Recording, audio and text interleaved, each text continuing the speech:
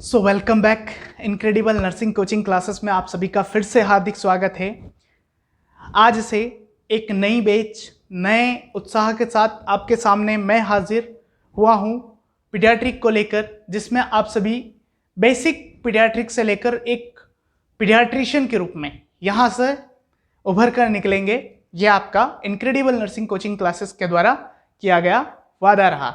Okay, so let's starts new topic that is paediatric. और आज से आपकी कोचिंग का आगाज हुआ है, तो मुझे आपसे और आपको मुझसे दो उम्मीदें हैं कि आपको सिलेक्शन चाहिए, मुझे भी सिलेक्शन चाहिए। Okay, so I think you think that sir आपका सिलेक्शन नहीं हुआ है। जी नहीं, ऐसा नहीं है। आप लोगों का सिलेक्शन मुझे चाहिए।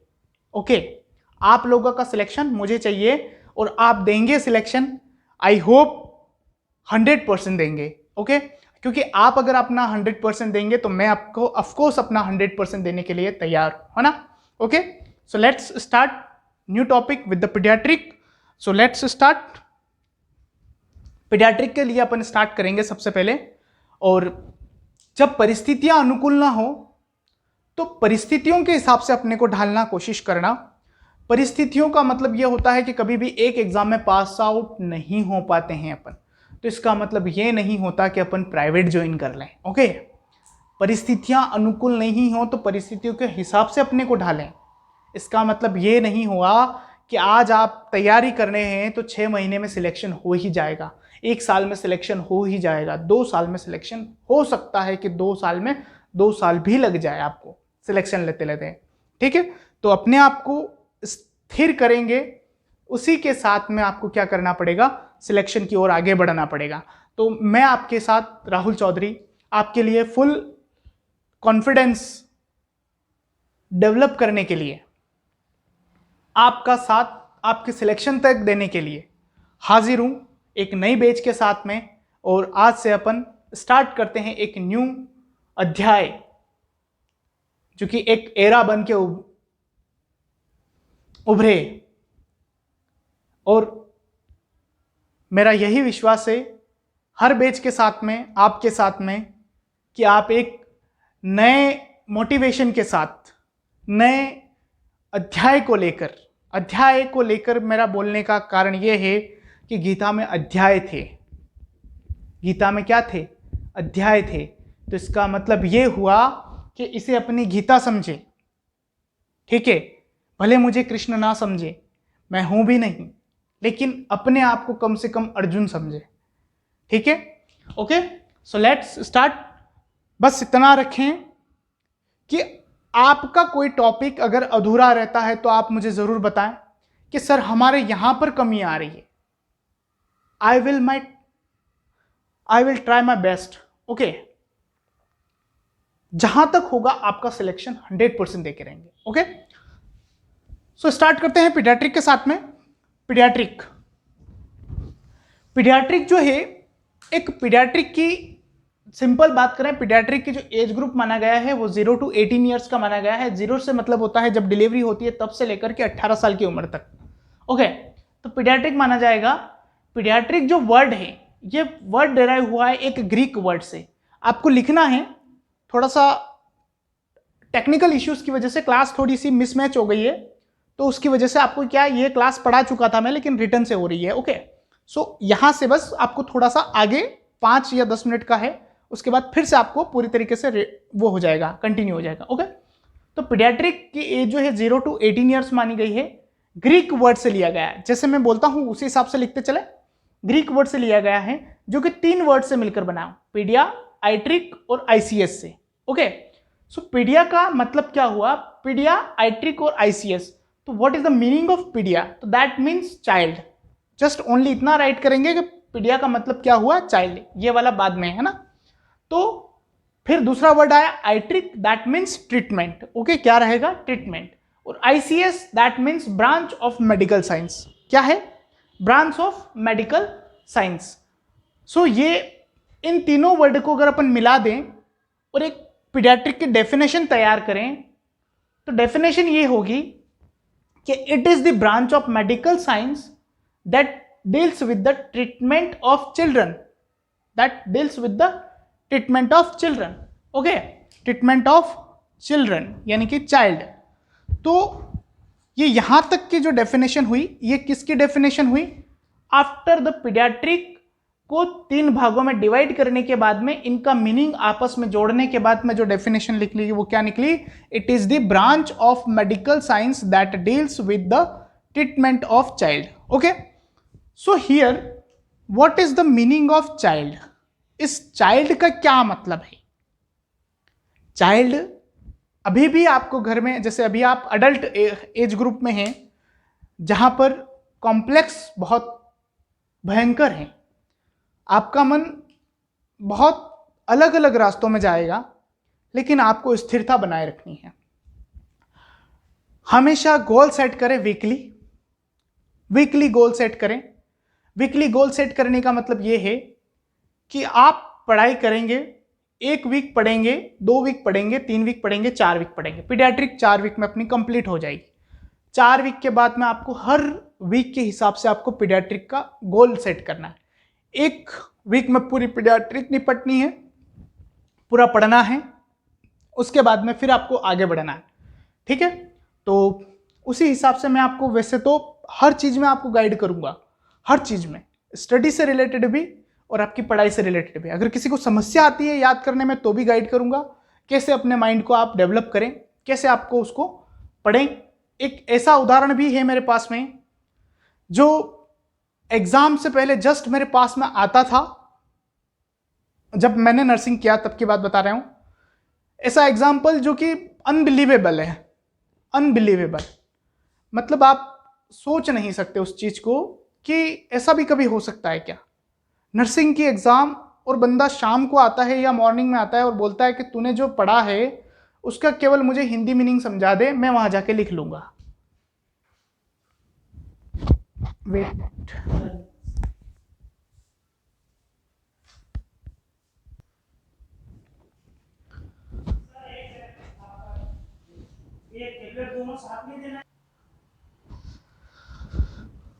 सो यहां से अपनों ने एक डेफिनेशन बनाई कि it is the branch of medical science that deals with the treatment of child. Here what is the meaning of child? मतलब चाइल्ड, कहां तक के बच्चे को आप चाइल्ड मानोगे? तो इस चाइल्ड को देखिए, अपनों ने इसको क्या किया कि कुछ इस तरीके से डिवाइड किया कि अपने को क्लियर हो जाए कि what is the meaning of child. Developed country में अगर देखेंगे तो 16 ईयर है और डेवलपिंग कंट्री में देखेंगे तो 18 ईयर्स है.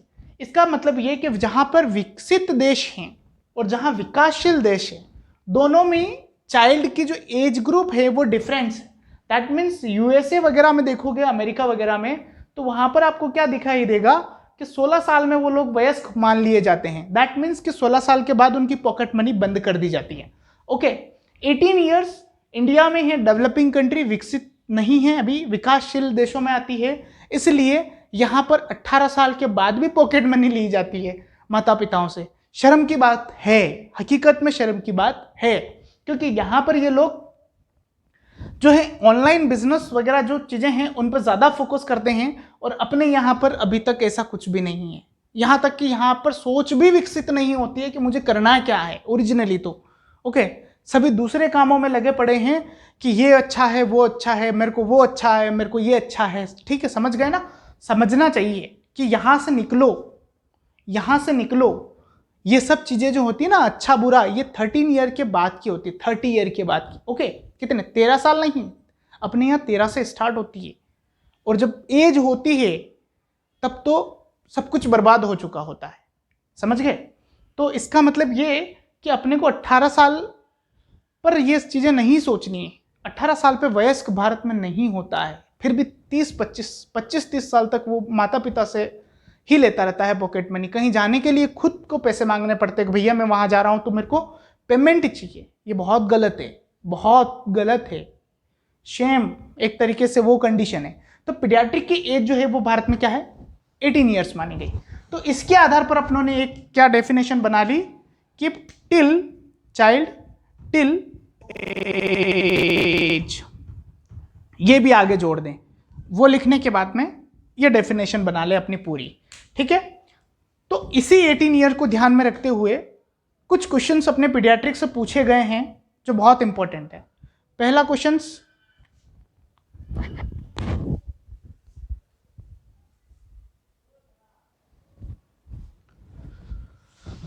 ओके, तो जो एज ग्रुप है वो अपनों ने निकाल लिया कि 18 ईयर तक का हो गया। उसी के आधार पर कुछ क्वेश्चंस अपने पूछे गए हैं। कंसेंट एज क्या है, पीडियाट्रिक एज क्या है और गर्ल्स की मैरिज एज क्या है।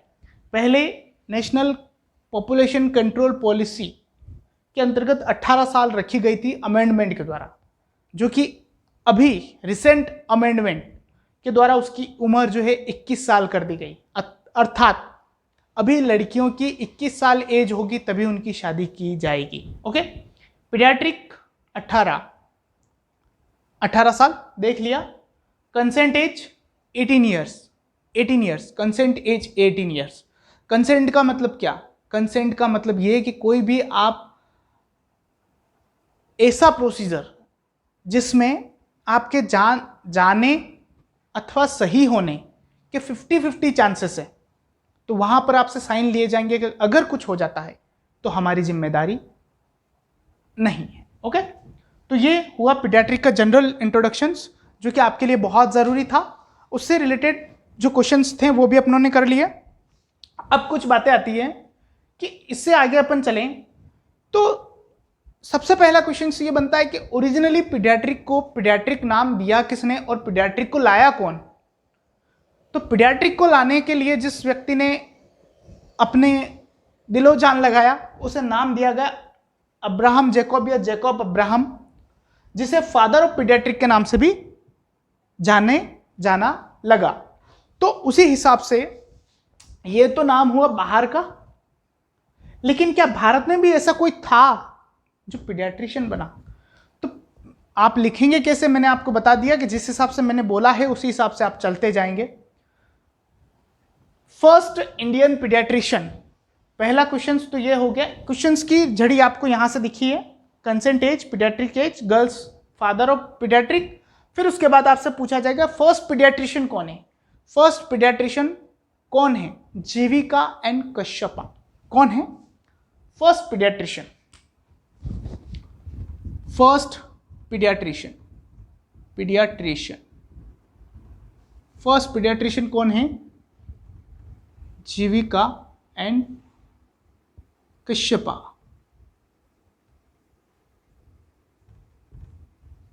Jivaka and Kashyapa is the first paediatrician, that is first Indian paediatrician. यूं बोलिए, फर्स्ट इंडियन पीडियाट्रिशियन कौन है? जीविका एंड कश्यपा। ओके, अब मैं आपसे एक नर्सिंग कर ली, आपसे क्वेश्चन, एक छोटा सा मेरा क्वेश्चन कि फादर ऑफ नर्सिंग कौन है? आप ये कल सर्च करके लाएंगे, देख के आएंगे, बताएंगे कि सर ये है। अपने ग्रुप में भी डाल दीजिएगा कि ग्रुप में फादर ऑफ पीडियाट्रिशियन कौन है। तो जैकब अब्राहम हो चुके हैं, तो what is the question? Question is who is the father of nursing? Mother तो सबको पता है, लेकिन नर्सिंग की पिताजी कौन है वो पता करना है। ठीक है, ओके। तो यहां पर आपका ये कुछ छोटा छोटा खत्म हुआ। एक क्वेश्चन और आपको सर्च करना है कि डॉपलर, जो फिटल डॉपलर है, या तो फिटल डॉपलर को आप सर्च कीजिए या फिर फिटल फिटोस्कोप जो आता है, फिटोस्कोप की खोज किसने की थी? वो क्वेश्चंस लिख लें आप। Who is the founder of fetoscope? Okay, who is the founder of fetoscope? एक और लिख ले साथ साथ में, who is the founder of stethoscope? ये दो क्वेश्चन तो ये हो गए। एक फादर ऑफ पीडियाट्रिक का हो ही गया, ठीक है, पीडियाट्रिशियन का भी कंप्लीट। यहां से आपको ये 3-4 क्वेश्चन आपको क्या करने हैं? ढूंढने हैं और बताने हैं। ठीक है। नाउ जब डिलीवरी हो गई, डिलीवरी के बाद में कुछ पीरियड्स स्टार्ट होते हैं बच्चे के एज ग्रुप में, मतलब वो कौन सी एज में क्या कहलाएगा उसके हिसाब से कुछ एज ग्रुप में उसके जो पीरियड्स स्टार्ट होता है, दैट मीन्स लाइफ लॉन्ग उसकी जो एज है उसको कैसे डिवाइड किया उसके बारे में। तो देखिए, सबसे पहले बच्चा क्या कहलाता है? Newborn baby. Okay, so newborn में भी अर्ली न्यूबॉर्न, लेट न्यूबॉर्न दोनों होते हैं।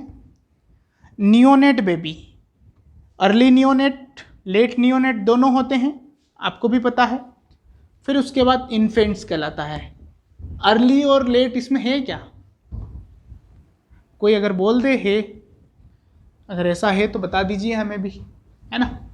ऐसा नहीं है, है ना, अर्ली लेट नहीं है। बोल सकते हैं, बनाने को सब कुछ कर सकते हैं, ठीक है, लेकिन नहीं है, है ना। तो अपन चलते हैं न्यूबॉर्न को लेकर। न्यूबॉर्न को लेकर सो न्यूबॉर्न का मतलब ये हुआ कि जब डिलीवरी हुई तो डिलीवरी के बाद में जो बेबी जस्ट डिलीवर हुआ, उस डिलीवरी के बाद में आपको कुछ असेसमेंट्स करने होते हैं।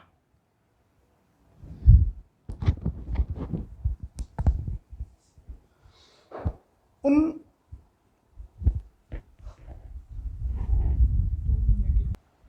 न्यूबॉर्न की बात करते हैं तो न्यूबॉर्न का पीरियड जो है वो कुछ इस तरीके से डिवाइडेड है, आप लोगों को भी पता है।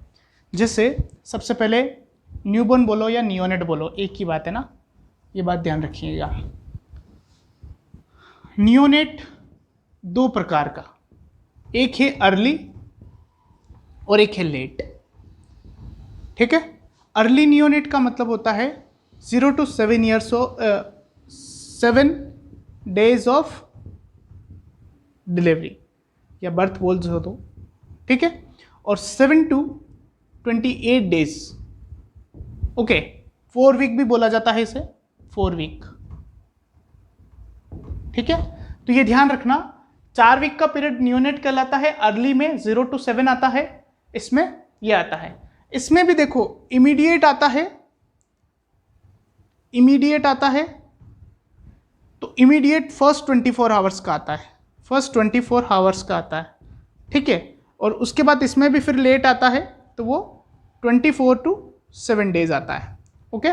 तो ये बात ध्यान रखनी है। जनरली यहाँ तक अपना काम है, ये अपन इमीडिएट न्यूबॉर्न ऑफ केयर में पढ़ ही लेंगे वैसे, ठीक है। तो ये अपना ध्यान में भी नहीं जाना चाहिए, यहाँ तक ध्यान दो कि अर्ली और नियोनेट आप साथ साथ में लिखते चलेंगे। लिख लीजिए कैरेक्टरिस्टिक्स ऑफ न्यूबॉर्न, टॉपिक का नाम डाल दीजिए कैरेक्टरिस्टिक्स ऑफ न्यूबॉर्न। न्यूबॉर्न की क्या क्या कैरेक्टरिस्टिक्स है, ओके। उसमें न्यूबॉर्न लिख के और नियोनेट लिख के कुछ इस तरीके से डिवाइड कर लें और टाइम पीरियड साथ में लिख लें। उसके बाद पहला तो ये हो गया, दूसरा लिखें इन्फेंट। इन्फेंट, इन्फेंट की एज ग्रुप 1 year तक, ठीक है, विद इन 1 year, मतलब आप बोल सकते हो 28 days से 1 year। तीसरा टोडलर, टोडलर की एज 1 से 3 साल। चौथा प्री स्कूलर, प्री स्कूलर 3 से 6 साल तक। स्कूलर 6 से 12 साल तक, ठीक है। एडोलेसेंट, एडोलेसेंट, एडोलेसेंट में 2 है, अर्ली कर लेना, लेट कर लेना। 12 से 15, 15 से 18, ठीक है। अडल्टहुड, अडल्टहुड में 3 हैं, अर्ली, मिड अडल्टहुड और लेट। अर्ली 18 to 30 कर लेना, 30 to 45 कर लेना एक जनरल व्यू के हिसाब से, और लेट आफ्टर 45 years कर लेना। उसके बाद ओल्ड एज कर लेना, ओल्ड एज आफ्टर 60 years, ठीक है, ओके। सो ये पीरियड है लाइफ लॉन्ग ड्यूरेशन का, इसको जनरली याद रखें। आपसे कभी क्वेश्चन पूछा जा सकता है तो यहाँ से पूछा जाएगा। इमीडिएट न्यूबॉर्न पीरियड कितना होता है, तो 24 आवर्स का इमीडिएट कहलाता है। और अर्ली पूछा जाए तो 7 days तक, लेट पूछा जाए तो 7 to 28 days तक, इन्फेंट्स का पूछा जाए तो 28 to 1 years तक, टोडलर पूछा जाए तो 1 to 3 years तक, प्री स्कूलर पूछा जाए तो 3 to 6 years तक, स्कूलर पूछा जाए तो 6 to 12 years तक। इस तरीके से एज ग्रुप पूछे जा सकते हैं। अब ये इंपॉर्टेंट हैं, लेकिन किस हिसाब से वो अपन जब ग्रोथ एंड डेवलपमेंट पढ़ेंगे तब वहां पर काम आएगा, ओके। वहां पर अपने को एक बार और इसकी जरूरत पड़ेगी, लेकिन ये अभी मेरे को बताना जरूरी था क्योंकि अपन जब फर्स्ट असेसमेंट करेंगे, कैरेक्टरिस्टिक्स ऑफ न्यूबॉर्न बोला जा रहा है।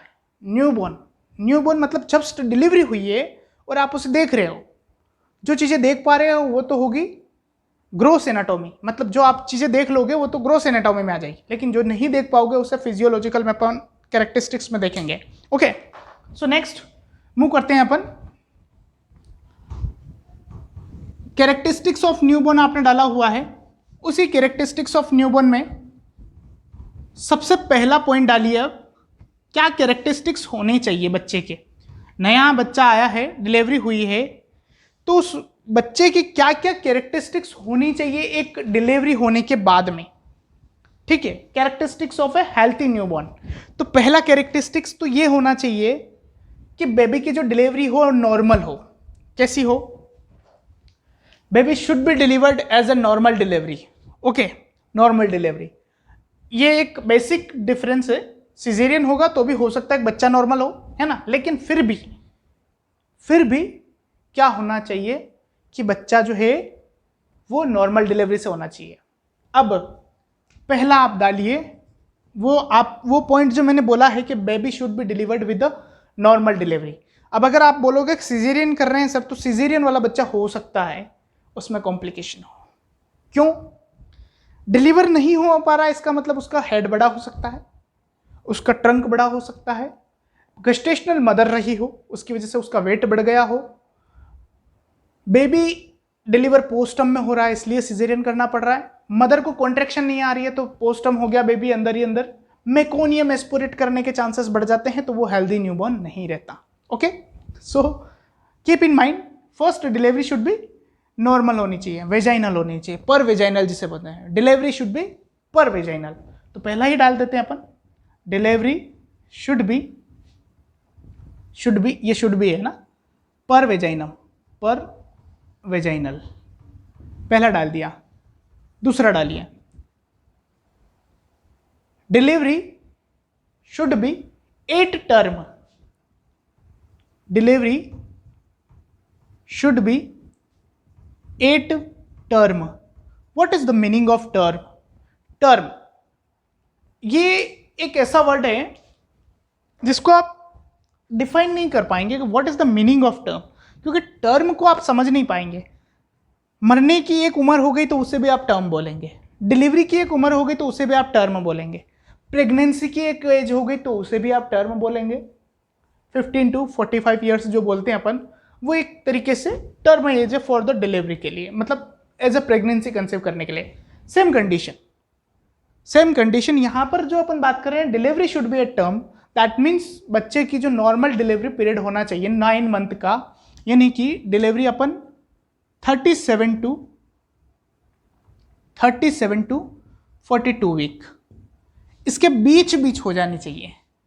ओके, ठीक है। अगर इससे पहले हुई या इसके बाद हुई तो क्या होगा? अगर इससे पहले हुई तो बच्चा क्या कहलाएगा? प्री टर्म कहलाएगा, और इसके बाद हुई तो पोस्ट टर्म कहलाएगा। इससे पहले इसके बाद क्या? ये है वीक्स ऑफ प्रेगनेंसी। वीक्स का मतलब कितने सप्ताह? 9 मंथ है तो 9 × 4 = 36 होता है।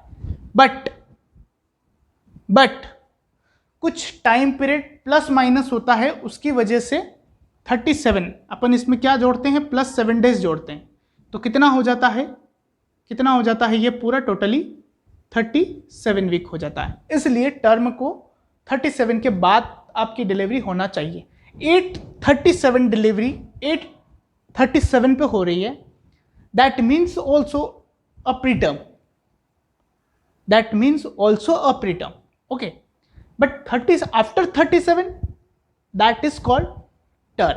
Okay, so now you should understand, if the baby delivered at the 38th week of pregnancy, that means it term.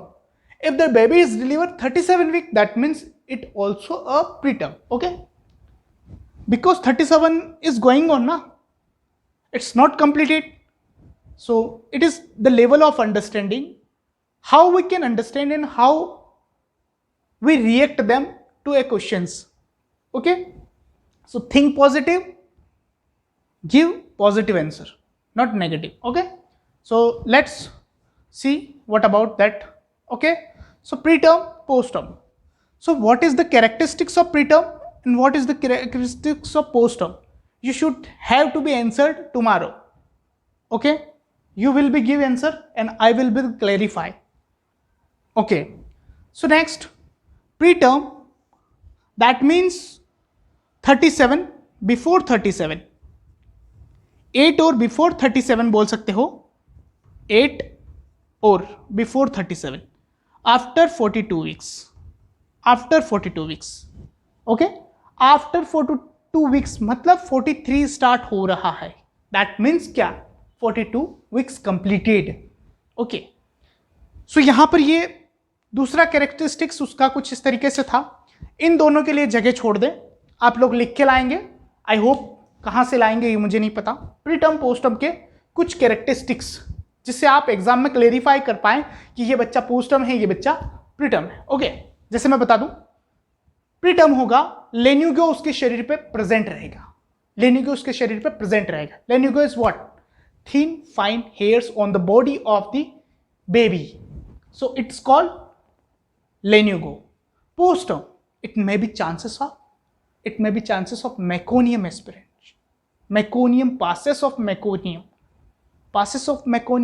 So what is the color of amniotic fluid after the pass of meconium? That is greenish, slight greenish. Meconium, amount of amniotic fluid is more and the meconium is less amount, so it may be convert little bit, but convert. Okay, so the postterm after 42 week meconium will be present in amniotic fluid and maybe chances of aspiration. And here the lanugo is present, thin, fine, hairy skin. Okay, and a jelly like skin. आप search करिएगा, देखिएगा दोनों में difference. उसके बाद नहीं आएगा तो मैं बैठा हूं, टेंशन ना ले. उसके बाद थर्ड लिखिए. तीसरा कैरेक्टरिस्टिक्स आता है initiation of respiration. Initiation of respiration, बच्चे डिलीवरी होने के बाद में सबसे पहला रोना ही स्टार्ट करते हैं. कुछ एक होते हैं जो नहीं रोते हैं, जैसे कि आप. ठीक है, बहुत अच्छी बात है, बहुत अच्छे बच्चे हैं तो नहीं रोते हैं. तो क्या आप ऐसे ही रोने लग जाते हैं स्पॉन्टेनियसली, या कोई थप्पड़ मारता है तब रोते हैं? ऐसे ही तो नहीं रोते हैं, जब हर्ट होता है तब रोते हैं सर. अब मुझे पता है कि हर्ट कैसे होता है, क्योंकि एज ही ऐसी है, क्या करते हैं. ठीक है, तो कोशिश करें कि इस उम्र में आप हर्ट ना हो. 25 के बाद ही कोशिश करें कि हर्ट होने की कोशिश जो है 25 के बाद ही जारी रखें तो अच्छा रहेगा. ठीक है, तो रेस्पायरेशन शुड बी स्पॉन्टेनियस. बच्चे हैं इसलिए बिना बात के रोने लग जाते हैं, लेकिन आप बड़े हैं, बिना बात के रोएंगे नहीं. तो बच्चे हमेशा बिना बात के रोते हैं. तो respiration should be start spontaneously. Okay, क्या लिखना है? रेस्पायरेशन शुड बी स्टार्टेड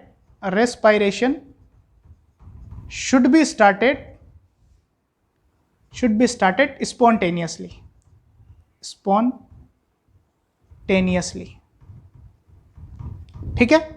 और व्हाट इज द, अगर उस बच्चे ने रेस्पायरेशन स्टार्ट कर दिया तो उसका पहला साइन क्या है? जब बच्चा सांस लेगा तो क्राई करेगा. क्या करेगा? क्राई. तो फर्स्ट बच्चे ने सांस लेना स्टार्ट किया कि नहीं किया, ये कैसे पता पड़ेगा? ये पता पड़ेगा बच्चा जब क्राई करने लग जाएगा. ठीक है, ये ध्यान रखेंगे आप.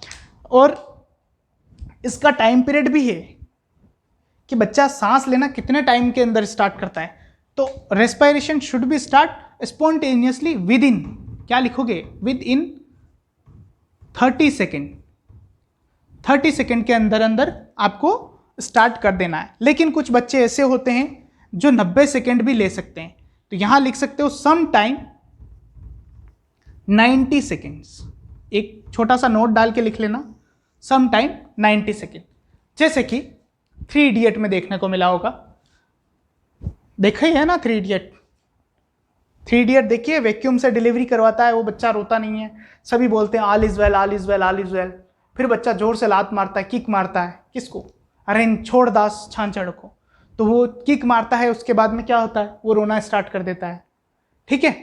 तो वो वहाँ तो बहुत टाइम ले लेता, कम से कम 2-2.5 मिनट हो जाते हैं उस बात को चलते चलते, वो उस मूवी में पता नहीं पड़ता। वो क्या है, मूवी है, एनिमेशन है, और यहाँ ऐसा नहीं है, इतना टाइम निकल गया तो खत्म।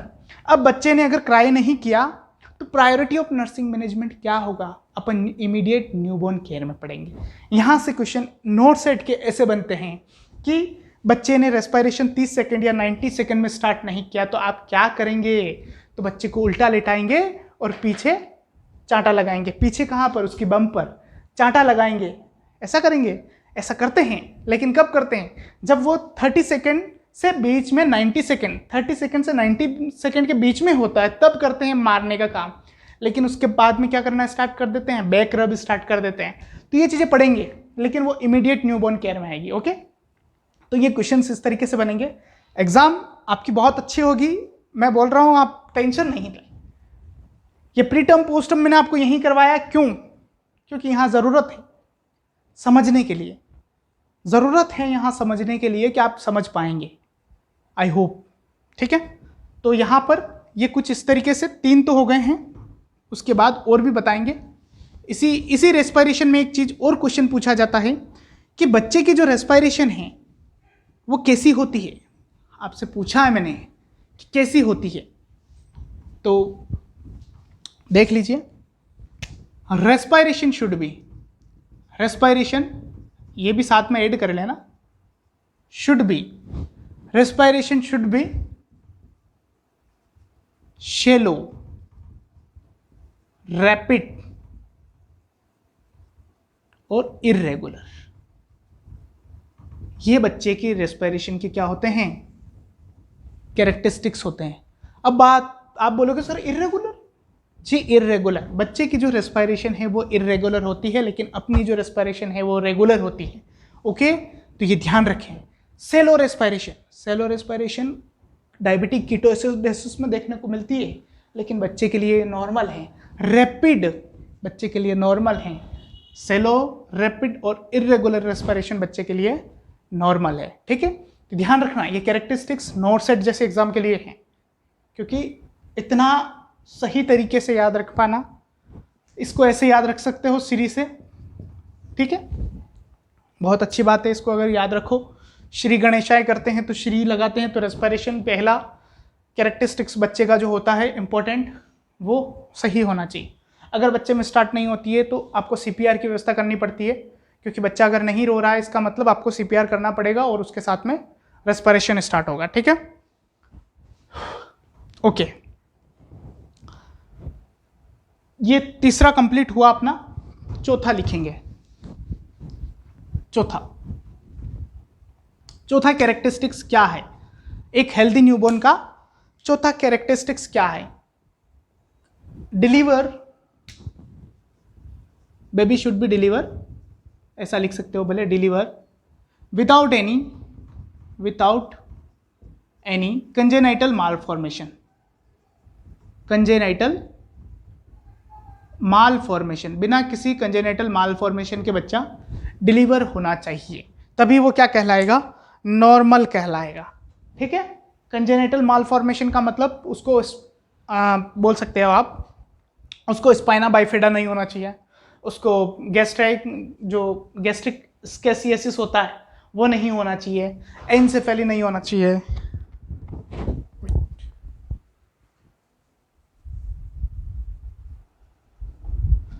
सो डिलीवर विदाउट एनी कंजेनाइटल माल फंक्शनिंग, ठीक है, माल फॉर्मेशन। उसके बाद में पांचवा लेते हैं, एक्सक्यूज मी। पांचवा ये कहता है कि सबसे पहले बच्चा अभी तक तो जो था वो इंट्रायूटेराइन लाइफ में था, इंट्रायूटेराइन का मतलब यूट्रस के अंदर था, अभी उसको बच्चे को बाहर आ गया है एक्स्ट्रा यूटेराइन में, तो उसको क्या करना चाहिए, इमीडिएटली अडॉप्ट इन एक्स्ट्रा यूटेराइन लाइफ,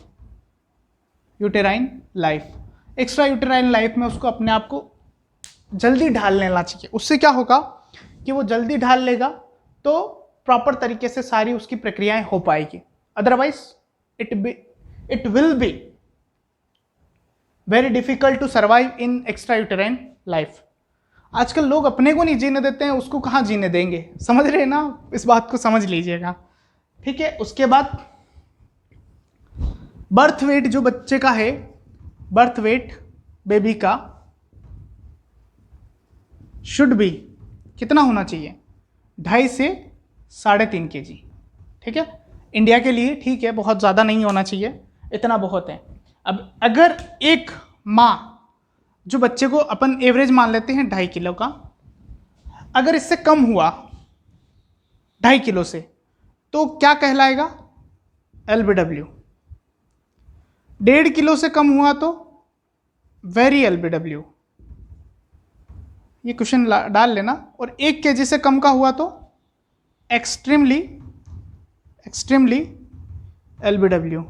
तो ये कुछ क्वेश्चंस है जो सिंपल जनरल ही है, ज़्यादा इसमें सोचने की ज़रूरत नहीं है, बस डाल लेना। कभी कभी क्वेश्चन पूछ लेते हैं, CHO जैसे एग्जाम में पूछ लेते हैं कि एक्सट्रीमली LBW कितना होगा, तो 1 किलो से कम का बच्चा जो है एक्सट्रीमली LBW कहलाता है, ये बात ध्यान रख लेना। उसके बाद में ये तो हो गई छोटी छोटी बातें। अब और क्या बच्चे में आपको देखने को मिलते हैं, देखो कंजेनाइटल मॉलफॉर्मेशन को देखने के लिए बच्चे के फोल्ड देखे जाते हैं, नेक के और लेग के फोल्ड देखे जाते हैं। तो नेक के और लेग के फोल्ड देखने के साथ साथ कुछ उसकी एक्सट्रीमिटी के साथ में कुछ अपन पूरे बच्चे को असिस्ट कर रहे हैं, तो बच्चे में अपने को क्या क्या कैरेक्टरिस्टिक्स दिखने चाहिए वो हर चीज़ अपने को लिखनी पड़ेगी, ठीक है।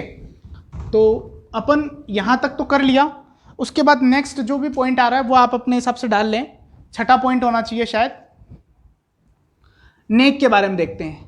नेक, बच्चे की जो नेक है वो छोटी होनी चाहिए। सबसे पहली बात, ये बात ध्यान रखें,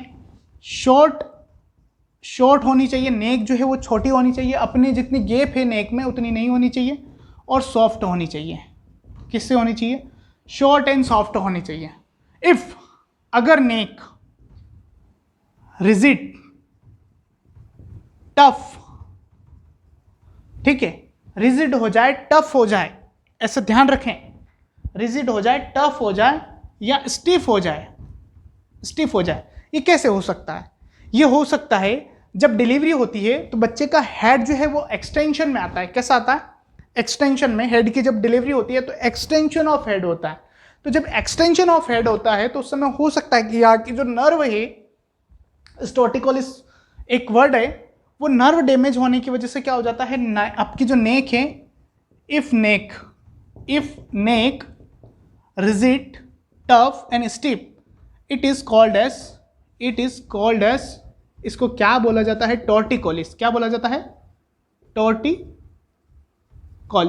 टॉर्टिकोलिस एक एबनॉर्मलिटी है जो कि नर्व डैमेज की वजह से होती है,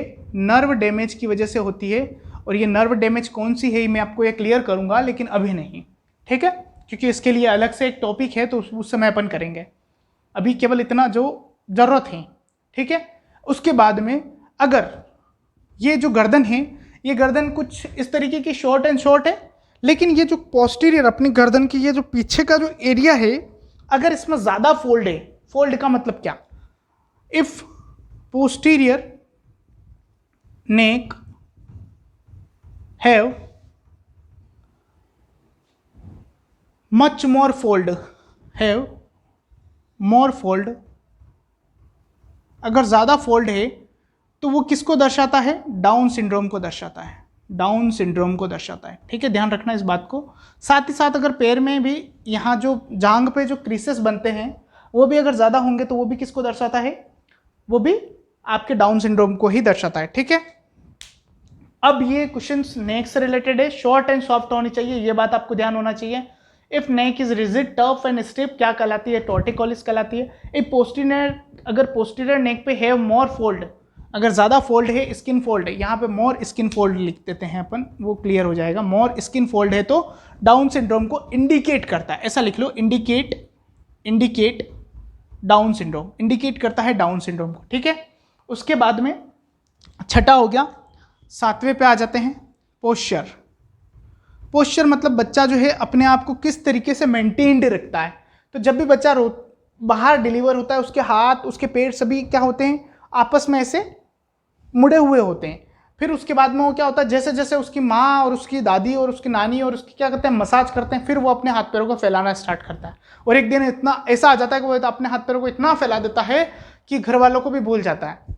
समझ गए होंगे, बस बहुत है ना। तो बच्चे के जो हाथ पैर वो कैसे रहते हैं, फ्लेक्शन में रहते हैं, मतलब बिना फैलाए हुए। लेकिन माँ बाप उसकी क्या धीरे धीरे फैलाने की आदत डालते हैं, ठीक है।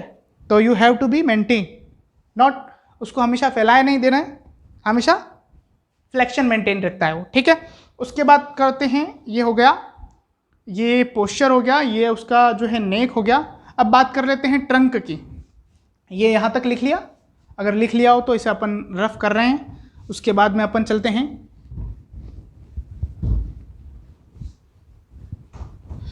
उसके बाद ट्रंक। ट्रंक जो ट्रंक है मतलब उसकी छाती है वो कैसी होनी चाहिए, ब्रॉड होनी चाहिए। कैसी होनी चाहिए, ब्रॉड, दैट मीन्स लार्ज। ये ध्यान रखना है, ये छोटा सा एक है, मतलब उसके पैर और उसके हाथ से बड़ा उसका पेट होना चाहिए, मतलब ट्रंक होना चाहिए। होता ही है, कोई से आपने देखा ही होगा बच्चा, यानी कि हाथ पे तो उसके थोड़े थोड़े से होते हैं लेकिन उसके ये वाला एरिया बहुत ज़्यादा बड़ा होता है, तो ये तो नॉर्मल थिंग है। उसकी हाथ पैर जो है, मैंने क्या बोला, हाथ पैर की तुलना में उसके ट्रंक बड़ा होता है, मतलब हाथ पैर क्या है, छोटे होते हैं, तो शॉर्ट लिख दो, ठीक है। ये बात याद रख लें। अब एक बात याद गई, इसमें और इसमें रेशो, मतलब बॉडी प्रोपोर्शन रेशो, एक्सट्रीमिटी और ट्रंक के बीच में जो रेशो है, मतलब बच्चा जब डिलीवर हुआ है तो उसका ट्रंक बड़ा है, उसके हाथ पैर छोटे हैं, तो इसका क्या रेशो होता है, एवरेज, मतलब ये होता है एवरेज मान के चलें तो ये दोनों इस एरिया की तुलना में दोनों जो हैं आधे होते हैं, मतलब 2:1 का भाग होता है, यानी कि ट्रंक 2 बराबर होता है तो ये 1% होता है, यानी कि 2:1 लगभग 2:1 का लगभग इसमें होता है। और इसको अगर एवरेज लिखना है तो 1.8। 8 बर्थ मैं आपको लिखा रहा हूँ, आप लिखे नहीं, 8 birth body proportion ratio, body proportion ratio, ठीक है, ऐसा लिख ले। ये अपन जो भी आपका 7, 8, 9 नंबर डाल दें इस पर। Body proportion 8 birth, body proportion ratio कितना है, ये रहा। उसके बाद 8 बर्थ हो गया। उसके बाद एक और आता है टोडलर, लिखो तो ठीक रहेगा, टोडलर ही लिखिए। टोडलर पे क्या होता है, टोडलर पे 1.3:1 होता है, याद रखें। और अपने में जो लगभग है वो बराबर होता है, मतलब 1:1 का रेशो होता है, ठीक है, ये ध्यान रखना। याद रख लोगे, मेरे हिसाब से याद रखना चाहिए आपको, ठीक है। तो आज की क्लास यहीं तक, कल से अपन और भी आगे बढ़ेंगे इससे। फिजियोलॉजिकल कुछ चेंजेस है, जैसे ब्लड वॉल्यूम बच्चे में कितना होता है, बच्चे की स्ट्रोक वॉल्यूम कितनी होती है, बच्चे में जो है इंट्रा यूटेराइन लाइफ में स्ट्रोक वॉल्यूम कितनी होती है, एक्स्ट्रा यूटेराइन लाइफ में स्ट्रोक वॉल्यूम कितनी होती है, बच्चे का टोटल ब्लड वॉल्यूम कितना होता है, वो सारी चीज़ें अपन कल देखेंगे। आज के लिए धन्यवाद, थैंक यू सो मच।